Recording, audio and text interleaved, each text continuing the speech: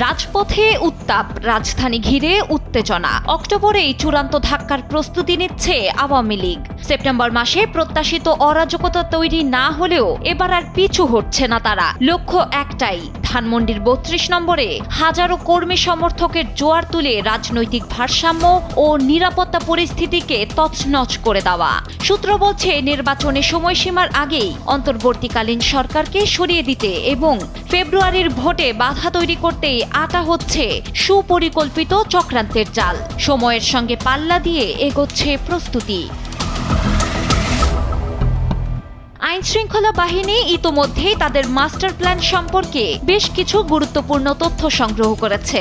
দলটির পরিকল্পনা অনুযায়ী সমাজের গুরুত্বপূর্ণ ব্যক্তিদের ওপর হামলা, ছিনতাই, ডাকাতি ও ঝটিকা মিছিলে বাধা দিলে আইনশৃঙ্খলা বাহিনীর ওপর পাল্টা হামলা চালিয়ে তাদের মনোবল ভেঙে দেওয়ার চেষ্টা করা হবে। মাত্র ১ ঘন্টার মধ্যে ধানমন্ডি ৩২ নম্বরে লাখো লোক জড়ো করাও তাদের অন্যতম লক্ষ্য।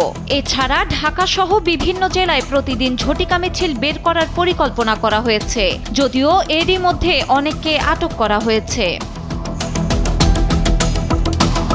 পুলিশের অভ্যন্তরে আওয়ামী লীগের সাথে সম্পৃক্ত কিছু সদস্য গুরুত্বপূর্ণ এ তথ্য ফাঁস করেছে বলে অভিযোগ রয়েছে। দুর্গাপূজাকে পুঁজি করে সাম্প্রদায়িক সম্প্রীতি নষ্ট করার চেষ্টাও চালিয়েছে দলটি। এর আগে ২৮ সেপ্টেম্বর শেখ হাসিনার জন্মদিন ঘিরেও নাশকতার পরিকল্পনা করা হলে পুলিশ তা ব্যর্থ করে দিতে সক্ষম হয়। কিন্তু এতে যেন দলটি আরও ফুলে ফেপে উঠেছে, তাই তারা টার্গেট করেছে অক্টোবর মাসকে।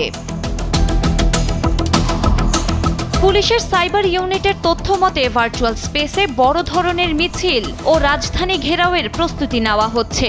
গত ২৪ সেপ্টেম্বর এমনই এক পরিকল্পনায় একটি বড় জমায়েতের চেষ্টা ব্যর্থ হয় এবং ২৪৪ জনকে গ্রেফতারের পর জিজ্ঞাসাবাদে অক্টোবর মাসে বড় ধরনের নাশকতার চেষ্টার তথ্য মিলেছে। এই পরিস্থিতি মোকাবিলায় মাঠ পর্যায়ে সরাসরি তদারকি জোরদার করা হয়েছে। গোপনীয় তথ্য আদান প্রদানে পুলিশের সিক্রেট অ্যাপস গ্রুপে প্রয়োজনীয় নির্দেশনা দেওয়া হয়েছে। দেশে নির্বাচনমুখী অবস্থায় যদি কঠোর থাকা না যায় এবং প্রধান রাজনৈতিক দলগুলোর মধ্যে যদি ঐক্য না হয়, তাহলে ফ্যাসিস্টদের ষড়যন্ত্র আরও ঘনীভূত হবে বলে ধারণা করা হচ্ছে। ডেস্ক রিপোর্ট, সময়ের আলো।